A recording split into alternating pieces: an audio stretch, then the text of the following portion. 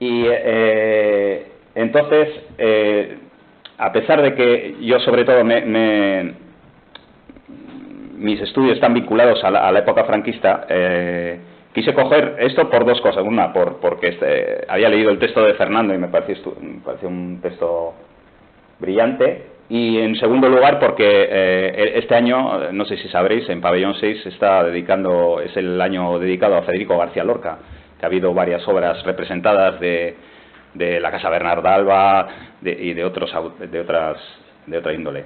Bueno, y entonces un poco pues por esa necesidad pues cogí a Federico y cogí las palabras de Fernando, ¿no?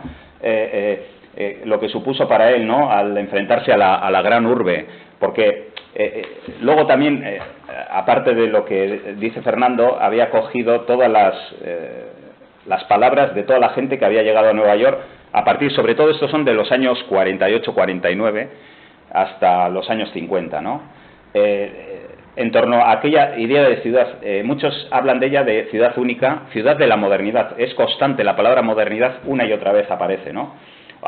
Sus habitantes orgullosos de esa modernidad, la ciudad más atrevida y moderna del mundo, ciudad de belleza moderna, el pueblo americano, ciudad de la libertad, sin conocer su realidad no se puede entender el mundo en el que vivimos, símbolo del paraíso, tierra paradisiaca, donde se fundamenta la vida enérgica y vigorosa, y los rascacielos de Manhattan, que constituyen el mayor espectáculo que los hombres de nuestra época puedan contemplar. Inédito, cautivador, colosalismo, vertiginosidad, la vida impetuosa, que a todos nos abruma por su colosalismo y por su grandeza, ¿no? En Nueva York, visión apocalíptica, o sea, llegan a decir visión apocalíptica. Ciudad que es la capital del arte, dense cuenta, después de París, tras la guerra, Nueva York coge precisamente ese signo, ¿no? Capital del arte, ¿no? Recuerden a los expresionistas abstractos americanos, Morrow, Cimerri, por citar algún. Capital del mundo, capital mundial de la economía. En Nueva York era todo tan atrayente y cautivador. Y leí en José Fernández Casares, que escribe en la revista Atlántico, que es la revista que sacaba la Casa Americana, que culturalmente pertenecía a la Embajada Norteamericana en España. Su silueta, sobre Nueva York habla, su silueta urbana nos abruma al contemplarla, surge un sentimiento contradictorio de admiración por la grandeza del ser humano y al mismo tiempo nos hace palpar nuestra propia insignificancia, ¿no? Entonces todos estos son ideas, son visiones de toda aquella gente que, como bien he dicho antes, arquitectos, ingenieros, constructores, políticos, empresarios, periodistas, muchísimos periodistas, porque recuerden, por ejemplo, el Correo Español en los años 48, 49, 50 tenía varios enviados especiales, Adolfo Echevarría, tenía Augusto Asía, había varios de ellos que estaban constantemente haciendo referencias a Nueva York, justo, considérenlo, que hasta el año 53 no se firma el pacto entre Estados Unidos y España por el tema de las bases, el tema de la economía, ¿no?, que cambia un poco, que es cuando Carlos Pfeiffer, el arquitecto, decía que es en el momento que España se hace Made in US, ¿no? Made in US. Bueno, y había empezado, claro, me he ido, porque estaba hablando de Federico y hablando del texto de Fernando Bayón, que lo tengo aquí. Y bueno, él lo que narra de Federico cuando se encontró con porque él era un gran amante de la modernidad, él era un gran defensor de la modernidad, ¿no? Y de Nueva York, por supuesto, que era la capital de la modernidad.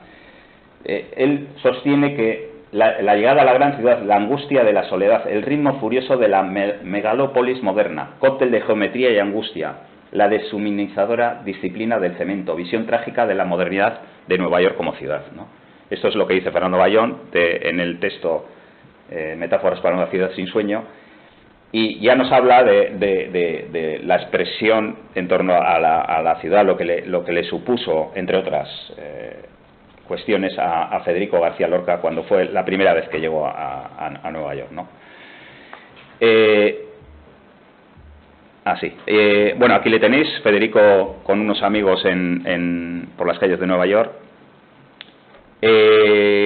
Aparte de Federico, bueno, antes os he comentado lo del tema de la prensa, ¿no? La prensa de la época, el diario Pueblo, sobre todo me he centrado en analizar el diario Pueblo, informaciones, Arriba, luego el Hierro y el Correo Español, ¿no?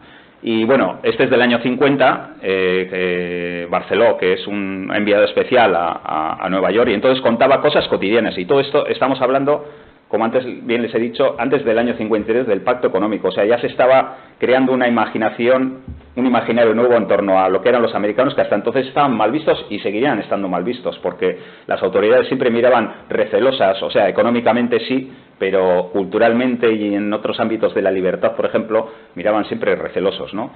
Pero bueno, que aparecen constantes referencias a Nueva York, a la vida cotidiana en la gran urbe.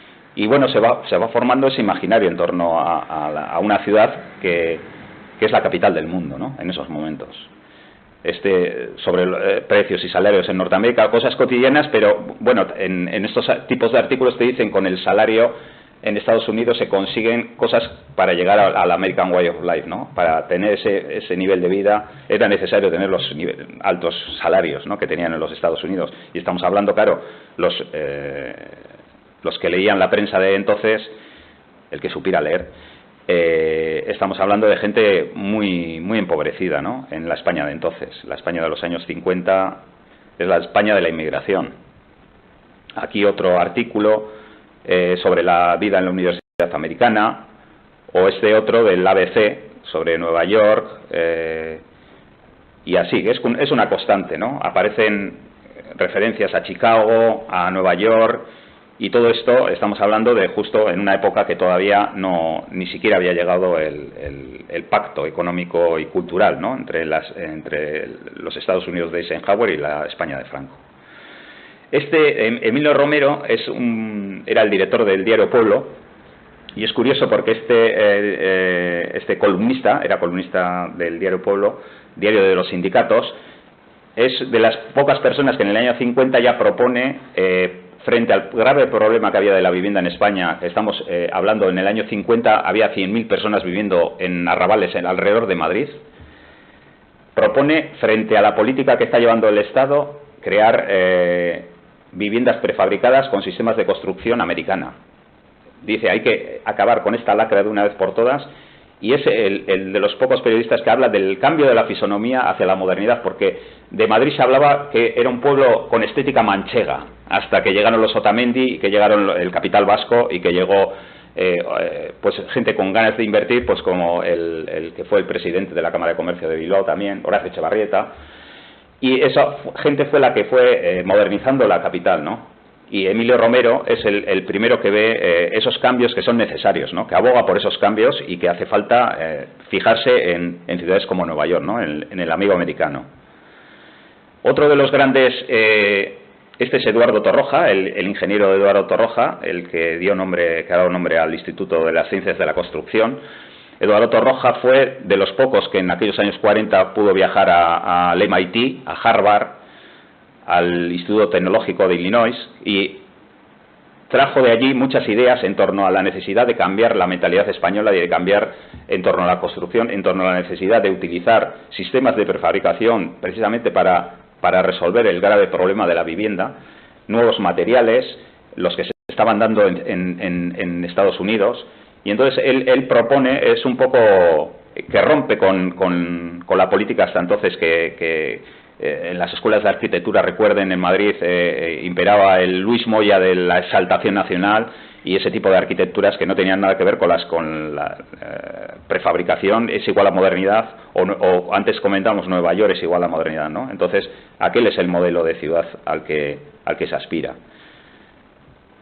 Es uno de sus instrumentos, la revista Informes de la Construcción, que sale en el año 48, y en las primeras publicaciones, este es del primer número, la Casa de la Posguerra, que es un proyecto que se le pidió a los constructores americanos que harían una casa, la casa que sería la casa modelo para la posguerra, ¿no? En Estados Unidos, y bueno, este es el vehículo a través del cual Eduardo Torroja llevaría a cabo ese intento en el año 51, de hecho, publica 2 pequeños artículos en la revista Informes de la Construcción, en los que aboga precisamente por esos cambios, ¿no? Necesidad de grandes laboratorios, necesidad de grandes inversiones, necesidad de fijarnos en nuestros amigos los americanos y en copiar ese modelo de investigación, para crear nuevos adelantos técnicos que posibiliten resolver el grave problema de la vivienda, ¿no? Estamos hablando de millones de viviendas que hacían falta y ya se veía el problema que iba a ser todavía aún más grave, ¿no? A finales de los 50. Y este tipo de construcciones también venían Informes de la Construcción en aquellos años. Y aparecen de Raleigh y Wilson este rascacielos que aparece en la revista Informes de la Construcción. Es lo que va a imperar a partir de ahora. Es el símbolo de la eficacia, el símbolo del triunfo del verticalismo, del acero, del cristal, del hormigón armado, ¿no? Frente a la pobreza que había escasez incluso para conseguir materiales en la España de entonces, ¿no? Pero bueno, esto les dejaba obnubilados a arquitectos y a cualquiera que lo viera. Julián Marías es el filósofo que en el año 51 viajó a Estados Unidos.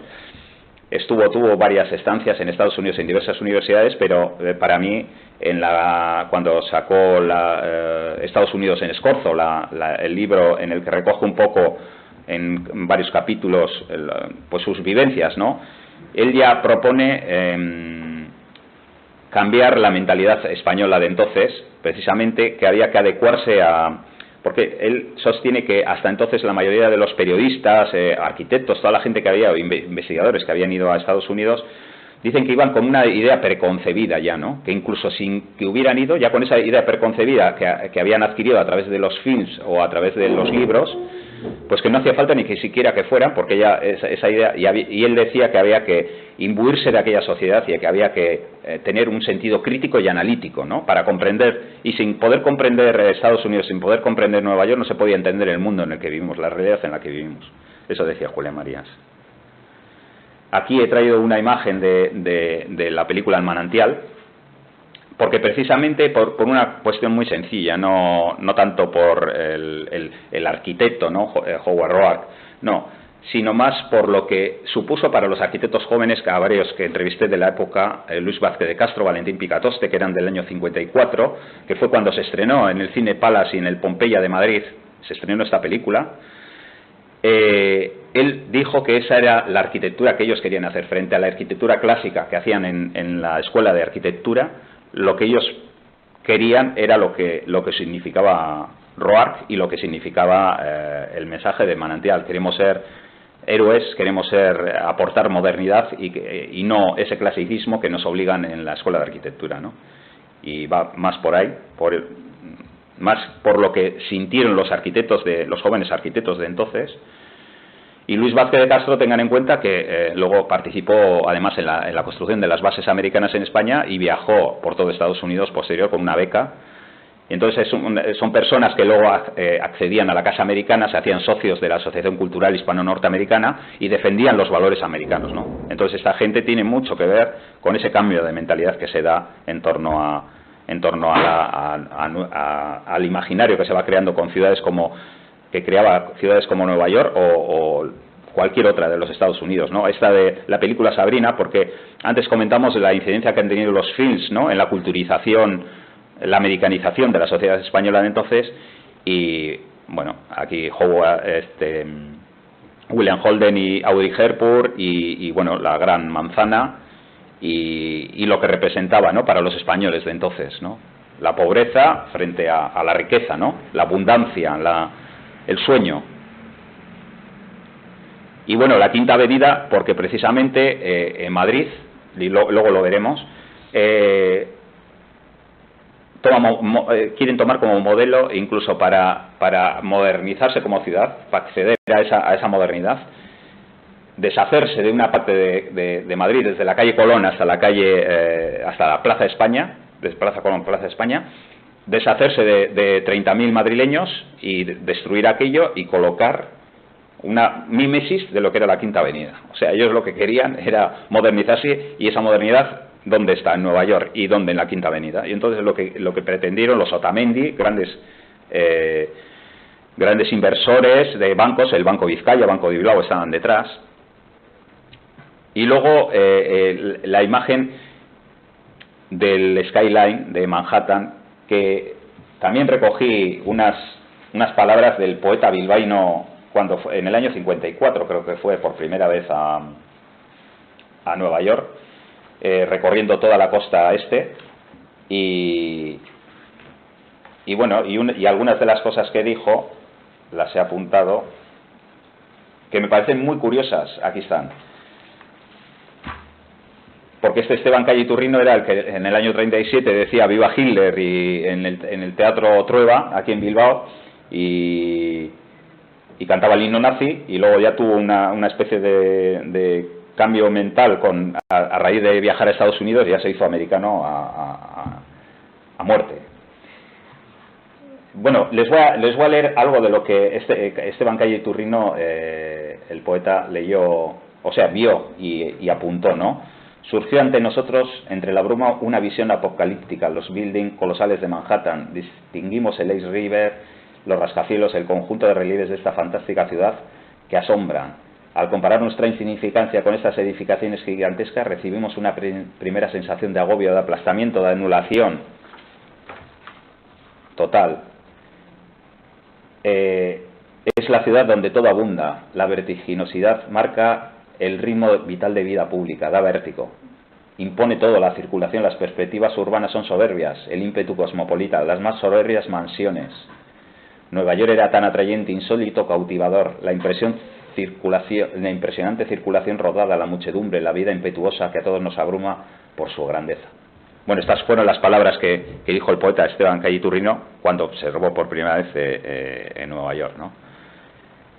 Bueno, aquí otra vez la quinta avenida, pero bueno, recuerden esto precisamente para ver las siguientes imágenes de lo que decía de... Bueno, este es Chicago, y este es de una arquitecta que estuvo en el Instituto de Illinois, y me pareció, pues eso, lo que decíamos antes, de fantasmagórica y colosal, ¿no? A la vez como no sé, me pareció muy significativa. Está haciendo una tesis precisamente en la Escuela de Arquitectura de Navarra sobre la influencia de los Estados Unidos en la España de Franco, ¿no? Bueno, y esto fue el tipo de edificios que precisamente luego van a tener una incidencia tanto en Madrid como en ciudades como Bilbao, que van a intentar precisamente para adquirir esa modernidad, para adquirir todo ese sueño, ¿no? Tanto los arquitectos como los propios políticos como los empresarios, es Manhattan, y es la Lever House, es las obras de Skidmore, Owens y Merrill, o es Mies van der Rohe, el edificio Seagram, etcétera, ¿no? Entonces estos son un poco los símbolos que ellos van a símbolos bien sean para de vivienda o bien de oficinas, pero símbolos al fin y al cabo, ¿no? El rascacielos, el triunfalismo de la verticalidad, ¿no? De los grandes materiales, de los grandes adelantos científicos, y de la ciudad de Nueva York, ¿no? Que representa en sí todo un símbolo de modernidad, ¿no? Algunas de estas son imágenes, por ejemplo, que captó Cabañes, uno de los arquitectos que en el año 57 fue con Eugenio Aguinaga por todos los Estados Unidos. Viajaron gracias a la Comisión Nacional de Productividad Industrial del Ministerio de Industria, y estas fueron las imágenes que captaron y hablaban de ellas, ¿no? Como totalmente embobados, ¿no? En el año 57. El Chase Manhattan Bank, pues que todo esto tendría, luego la Lever, que luego tendría su repercusión, como veremos más adelante, en varios proyectos que hay tanto en Madrid como en Bilbao, ¿no? Otra vez, esto también de Cabañes, es sobre los rascacielos. Y este es el grupo de arquitectos que fue, ¿no? Eugenio Aguinaga, el que está en medio. Los arquitectos, es curioso porque los arquitectos, la simbiosis que hubo con los arquitectos, estos pertenecen a la firma de Los Ángeles, Pereira y Gluckman, que fue la firma que más trabajó con las bases americanas en España. Fueron los que llevaban el seed planning, y fueron los que intercambiaron ideas, ¿no? Que Luis Vázquez de Castro me confesaba en la entrevista, porque mucha gente no tiene la capacidad de decir la influencia que tuvieron los americanos en los arquitectos españoles de entonces, y él decía que sí, que verdaderamente gracias a la modernidad que adquirió el trabajo con las guías de soluciones que tenían los americanos, pues esa modernidad luego se vio en varios proyectos suyos que fueron premiados, ¿no? Y entonces, como diciendo, y bueno, está Carlos de Miguel, Fernando Casinello en la parte de atrás del Instituto Torroja, Carlos de Miguel, que era el director de la Revista Nacional de Arquitectura. Y Eugenio Aguinaga, que nada más llegar en el año 57 a Bilbao, hizo una exposición y dio una conferencia en la delegación en Vizcaya del Colegio de Arquitectos Vasco-Navarro, hablando de las cientos de imágenes que había sacado y de lo que suponía Nueva York y de lo que suponía los Estados Unidos, ¿no? En arquitectura apabullante.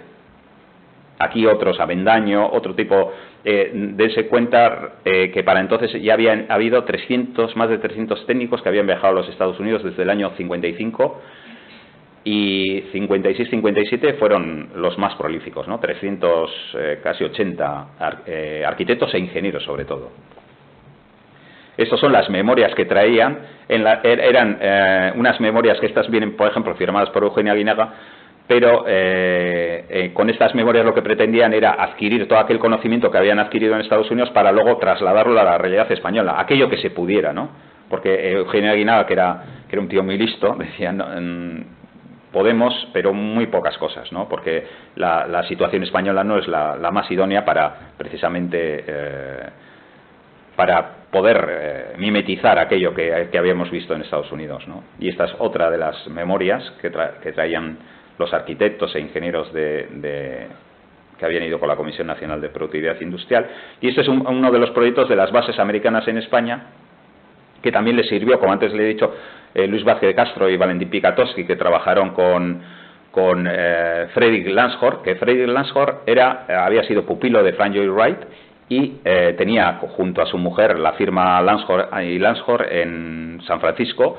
Era un arquitecto brillantísimo, prestigiosísimo, que lo que quiero decir es que a la gente que trajeron aquí para trabajar en las bases no era ningún mindungui, sino que al revés, eran gente con una trayectoria en el mundo de la arquitectura impresionante. Y Lois Lansford, su mujer, que venía como ayudante de él, no solo se trataba de una mujer arquitecta que ya hablan de la brillantez como arquitecta, sino que era historiadora, socióloga y pintora de expresionismo abstracto, que de hecho en la Galería Biosca en Madrid en el año 55, para asombro de todo el mundo, pues pudo exponer sus obras de expresionismo abstracto americano. Y, recuerden que entonces las críticas de los críticos del arte que había en España no entendían a Millares y a Tapies como para entender a Poc y a toda esta gente, ¿no? Y estas son las bases, pues Sevilla, Torrejón, que les sirvió para saber cómo utilizaban, qué tipo de materiales, como el planning previo que era tan minucioso, que luego les llevaba a ganar tiempo y a construir cosas todo prefabricados. Entonces todas esas cosas les sirvió para adquirir esa modernidad. Bueno, y aquí tenéis un proyecto traído de los Lansford, pero anecdótico, en el sentido de que es más interesante alguien que en el año 49 había ganado el premio de honor del colegio de los arquitectos norteamericanos, que es un premio dado, como aquí fue el Pedro Asúa en la época del franquismo, que era dado por los propios arquitectos, ¿no? Y por ejemplo, Richard Neutra, ¿no? Con su equipo técnico de California, pues trajo este tipo de vivienda para los oficiales y suboficiales de las bases americanas, ¿no? Que ya ven que los nombres que les estoy diciendo eran de primeras espadas, ¿no? De la arquitectura norteamericana. Lo mismo podríamos... A ver si esto va. Técnico, se ha quedado atascado esto. Espera. A ver cómo... No. Se ha quedado bloqueado. No. No hace caso. Suerte tienes, ¿no? Chafao. Sí. Es justo que tiene un aparato ahí que dice, ya se te va el tiempo.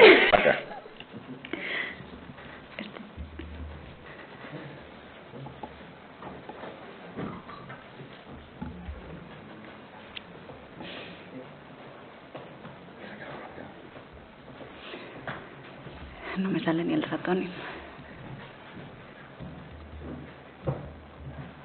Vamos a reiniciar. A ver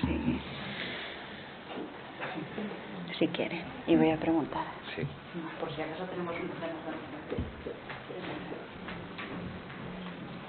Bueno, ya les comento, aparte de los grandes arquitectos que les he estado comentando, también tuvieron relación la gente, no solo Pereira y Gluman, sino Skidmore, Owens y Merrill, las grandes firmas norteamericanas, ¿no? En las que se componían equipos con más de 100 arquitectos, ingenieros, diseñadores, maquetistas. Pues con toda esa gente trabajaron estos arquitectos españoles. Entonces adquirieron esa modernidad que luego la quisieron en la arquitectura española. española, ¿no? Y luego veremos algunos ejemplos. Me voy a sentar contigo. Sí.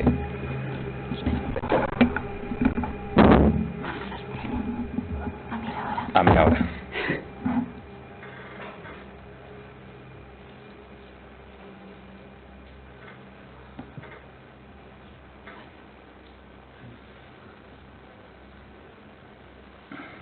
Me ha fallado el programa, parece ser. Juli. Sigue hablando. Ah, vale. A ver si consigo... Y como veremos en varias imágenes, aquello que habían visto, no solo en este caso con las bases, sino en los viajes, ¿no? Aquellos recorridos que hicieron por todo Estados Unidos, viendo Chicago, viendo Nueva York, viendo Boston, viendo las grandes urbes norteamericanas, que de hecho muchas de las políticas que luego se implementarían por parte de ayuntamientos y entidades españolas seguirían muchas de por ejemplo, Javier Ibarra, alcalde de Bilbao, y con Lorenzo Hurtado de Saracho asistieron en el año 64 en Nueva York. Se reunieron todos los municipios los más importantes del mundo, y Bilbao estuvo presente, y de hecho trajeron varios proyectos que luego quisieron implementar, ¿no? En Bilbao, reproducir proyectos urbanísticos, proyectos de arquitectura incluso. La Cámara de Comercio de Bilbao hablaba a mediados de los 60 de hacer de Bilbao un nuevo Manhattan, hagamos todo rascacielos alrededor de la ría, incluso en el perímetro de Bilbao, ¿no? Entonces aquella idea que traían, que luego se vio en algunos de los proyectos, de todo aquello que habían estudiado, de aquello que anhelaban, ¿no? Aquella modernidad que habían visto en Manhattan. No tira, ¿no? No te preocupes, a ver si consigues reiniciar.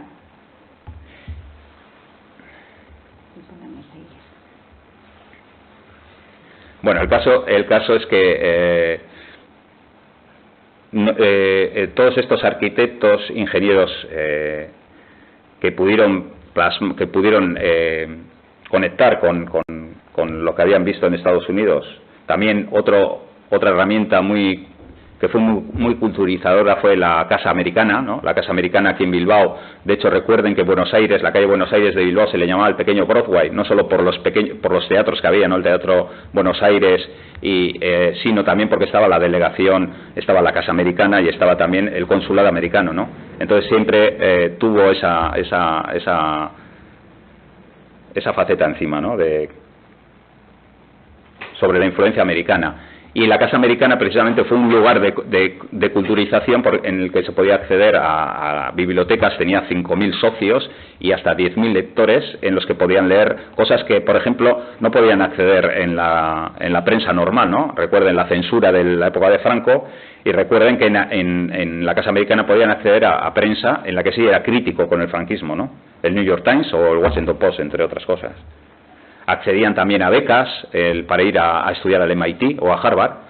Entonces fue un nexo que defendía los valores americanos, y que mucha gente, como ya he dicho, unos 5.000 socios tuvo, que se vio reflejado, ¿no? En ese intento de americanizar también la ciudad de Bilbao, ¿no?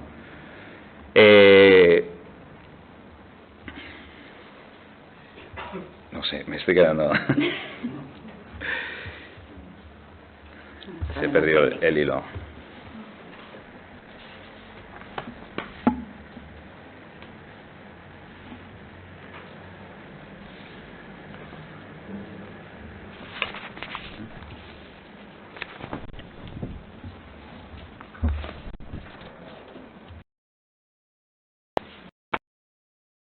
Estaba comentando antes de la Gran Vía Diagonal, ¿no? Que era el proyecto ese de pretender manhattanizar el centro de Madrid. Otamendi, ya saben, Otamendi es el mismo Otamendi que habían llevado a cabo antes de la guerra civil los que trajeron el metro a Madrid. Fueron los que trajeron grandes construcciones, ¿no? Los que modernizaron Madrid, y de hecho querían seguir esa tónica tras la guerra. Eran, junto al Banco de Vizcaya, eran un poco los hacedores de lo que había sido el Madrid de la posguerra, el nuevo Madrid que estaba. Y pretendieron desde la Plaza Colón hasta la Plaza de España, lo que les he comentado, mimetizar la Quinta Avenida, ¿no? Había un gran defensor que era Edgar Neville, ¿no? Edgar Neville, guionista, poeta, escritor, vividor, era un gran defensor precisamente porque él pretendía, decía, él había tenido esa cultura americana, ¿no? Amigo de Charlotte, de Lawrence Harvey. ¿En esa? Sí, esta de aquí.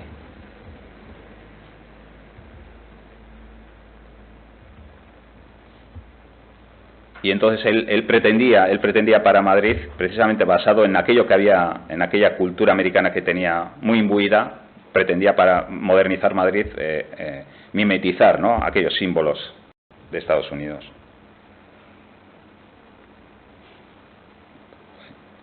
Está cargado. Sí, sí, sí. Entonces, ¿por qué se nos ha revelado y que se disbuscó?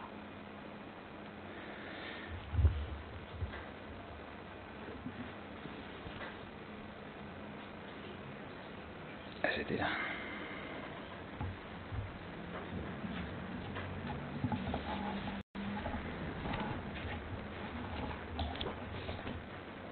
Ahí ahora.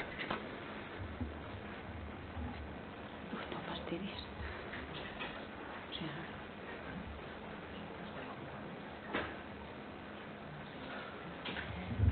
no había visto esto en mi vida. No. Hemos tenido mala suerte o...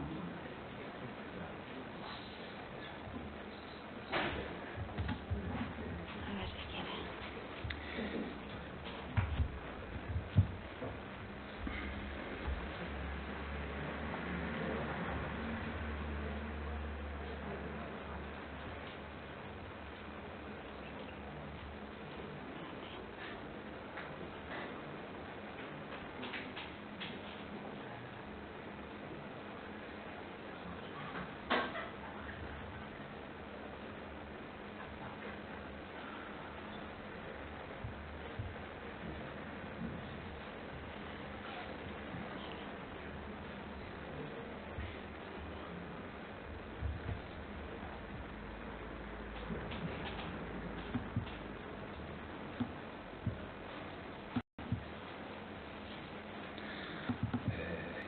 No, más para atrás.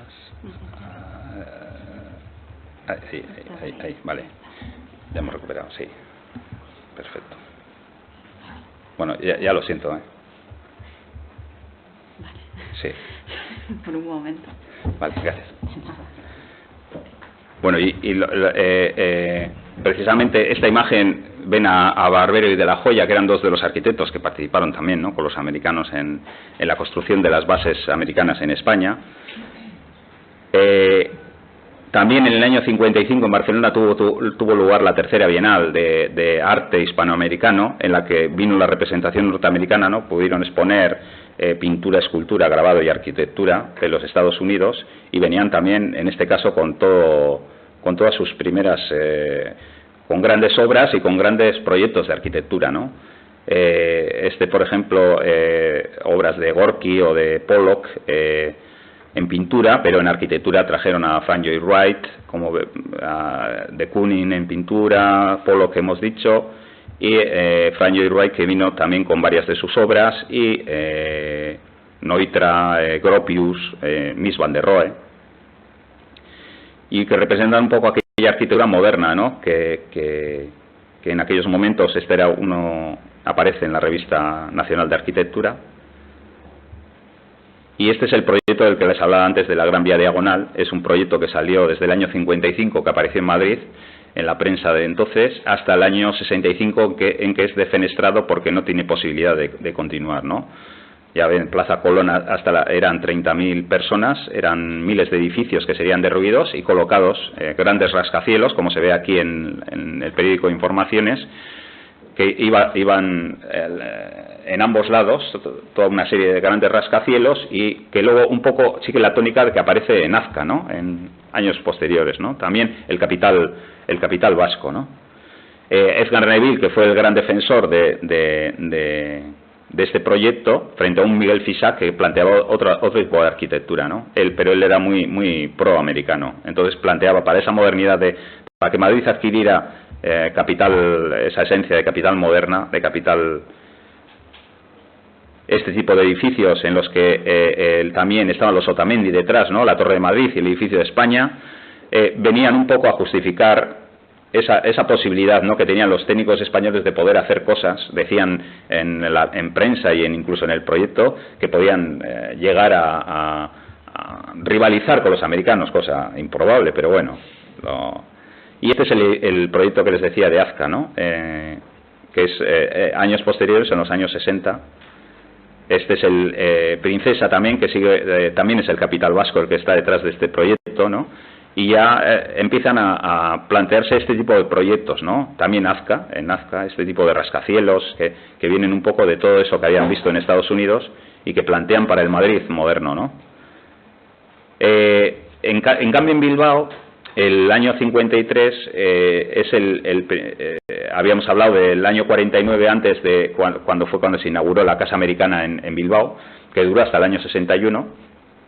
Pero en el año 53 la Asociación de Amigos del Museo, que era una entidad que había surgido en el año 50 en pro de la culturización de Bilbao, plantean en el año 53 una gran exposición en el Museo de Bellas Artes, precisamente sobre ciudades de los Estados Unidos, en el que aparecen todos los grandes rascacielos, las grandes construcciones, aparece un poco tratando de buscar esa modernidad norteamericana, ¿no?, en la arquitectura.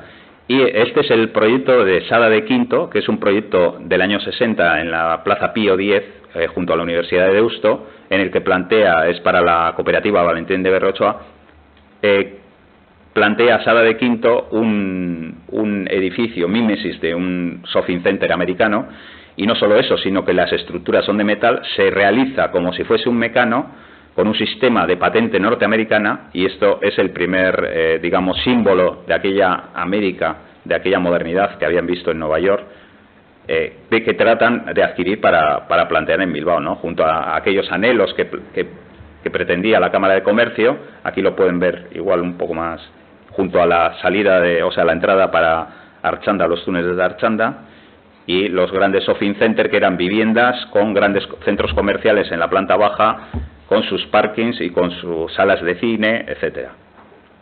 Y este era un poco los proyectos que querían y este ha aparecido en prensa, que querían para el Bilbao de entonces, ¿no?, el que proponía la Cámara de Comercio, el que defendían recuerden que Lequerica y Areiza, que habían sido alcalde de Bilbao, fue embajador en los Estados Unidos, trajo varios proyectos de trenes para Bilbao, de planes ferroviarios para Bilbao, traídos de Estados Unidos. Entonces había esa necesidad de mímesis. Este era el arquitecto Félix Iñigo de Onzoño, que en el año 60 viaja a Estados Unidos, precisamente con la Comisión Nacional de Productividad Industrial, y cuando vuelve es precisamente junto al que entonces era vicepresidente de la Asociación Cultural Hispano-Norteamericana, que era Eugenio Aguinaga, el arquitecto Eugenio Aguinaga, plantean ante todos los arquitectos bilbaínos y de Vizcaya esos nuevos modelos, esas nuevas pretensiones para un Bilbao moderno, ¿no? Ya saben que Bilbao está hermanado con Pittsburgh, que Pittsburgh también representaba, si Nueva York representaba la capital de la libertad de la economía, en el ámbito empresarial Pittsburgh era el modelo a seguir, ¿no? La gran ciudad de la Westinghouse, de la US Steel, que fueron grandes empresas que luego se ubicaron en Bilbao, de hecho, años después, ¿no? Aquí lo mismo. Y con esto conecto con la tesis de Asier Santas, que ya en su tesis doctoral sobre urbanismo y vivienda en Bilbao en los años 20 años de posguerra, plantea que a partir del año 55 se produce ese cambio en Bilbao, ¿no? Y se produce precisamente esa necesidad de modernización a través de proyectos que venían precisamente de esa influencia americana, como era la Feria de Muestras de Bilbao o la Escuela de Ingenieros de Bilbao también, ¿no?, que venían un poco a reflejar, y precisamente la Escuela de Ingenieros de Bilbao, sobre todo en los laboratorios Leandro José Corronte, que estuvieron muy influenciados en el sentido de que económicamente y con materiales que tenían de sobra en instituciones de investigación norteamericanas, fue con lo que prosiguieron sus labores, ¿no? Este era el proyecto que les comentaba antes de Javier Ibarra, cuando vuelven en el año 64, que lo plantean para el nuevo Bilbao, que era hacer en el perímetro de Bilbao parkings en las afueras y crear grandes infraestructuras, y que la gente pudiera dejar el coche en las afueras de la ciudad de Bilbao y poder acceder al centro de Bilbao, pero a través de esas infraestructuras, ¿no? Este es el proyecto que cuando regresan Casanueva ganan, Chapa, Casanueva, los arquitectos que ganan el proyecto del nuevo Banco de Vizcaya.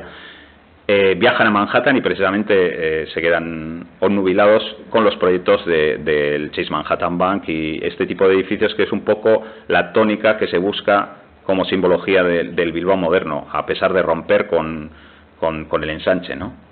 Aquí tienen el proyecto que es cristal, acero, acero, bronce y hormigón armado, ¿no? Que va en esa línea con esa simbología. Y Eugenio Aguinaga, el arquitecto que habíamos comentado, que en el año 57 accede a los viajes a Estados Unidos, él plantea, cuando vuelve, varios proyectos, en este caso era la residencia, el grupo de residencia Zabalburu, que está basado en proyectos que él había visto allí en Estados Unidos y que trata luego de implementar y de mimetizar y reproducir en Bilbao, ¿no? Este tipo de torres que son simples mímesis, ¿no? de lo que había visto. Otro de los proyectos que además fue premiado, creo, el Club de Golf de la Galea, que también a raíz de haber estado en Taliesin West con Frank Lloyd Wright, y este proyecto trae de aquella visita, ¿no? Y luego aquí les he traído lo que era la vivienda de plástico, ¿no? que en aquellos años se plantea junto a Walt Disney, o sea, que representa lo que se busca, ¿no? La era del plástico, la era del petróleo. Entonces una vivienda de plástico, que esto lo organizó la Monsanto Chemical Company, que precisamente planteaba este tipo de vivienda del futuro, ¿no? Y luego otros proyectos que se trajeron desde Estados Unidos para plantearse aquí, en este caso, entre la dársena del Amiaco y la Benedicta en Sestao, que era el Holland Tunnel, basado en el Holland Tunnel de Nueva York, y plantear pues un túnel bajo las aguas del Nervión. O la empresa Harris, que intentó también en la 8 un proyecto basado también en proyectos norteamericanos, ¿no? Al fin y al cabo lo que pretendían era adquirir aquella modernidad a través de símbolos como era la arquitectura o las grandes infraestructuras, pero de proyectos norteamericanos, ¿no? Para Bilbao. Pero esto sucede hasta que en el año 70, en los premios que antes les he comentado de Pedro Asúa, eran premios que los daban los propios arquitectos, y este es Rufino Basáñez, ¿no? Este es el Rufino Basáñez, que es el mismo Rufino Basáñez que construye el grupo de viviendas de Pedro Astigarraga, ¿no? Que tiene muchas reminiscencias a la unité de habitación de Corbusier o un híbrido, ¿no? Con las viviendas que él había visto en el año 57 a Holanda y a Inglaterra, con esos módulos de viviendas con pasillo exterior, la fachada exenta, las escaleras exentas también, ¿no? De hormigón visto, y viviendas en dúplex. Y es el mismo Rufino Basáñez que plantea también un sistema de construcción propio, además de patente española, en el polígono de Churdínaga, y que al final lo que realiza Rufino Basáñez es dos sueños que tenía Le Corbusier, ¿no? En torno a la modernidad, ¿no? Que decía un modelo de vivienda universal, que es lo que plantea, que en un principio el proyecto eran para 1.200 viviendas, que es el grupo Pedro Astigarraga de viviendas municipales, y un segundo en el polígono de Churdina, que era hacer viviendas como coches, ¿no? Él pretendía un sistema de construcción que fuera capaz de resolver el grave problema de la vivienda. Y en el año 70 queda vacío, queda sin ganador el premio Pedro Asúa. Rufino Basáñez está en el tribunal, y junto a Rufino está Rafael Moneo, Antonio Fernández Alba y Juan Madariaga. Y entonces ellos lo que plantean de alguna manera es precisamente eso, que ha sido un gran fracaso el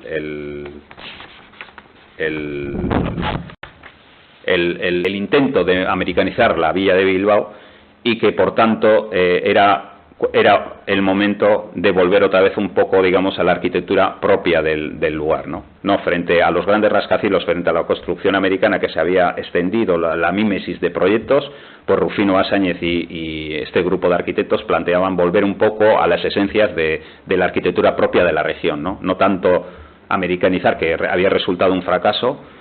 Y entonces que este es digamos, el fin de aquella pretendida americanización de Bilbao, ¿no? Y sin más, pues no sé cómo está de tiempo ya. Eso es bien, sí. Vale, pues muchas gracias. Ya.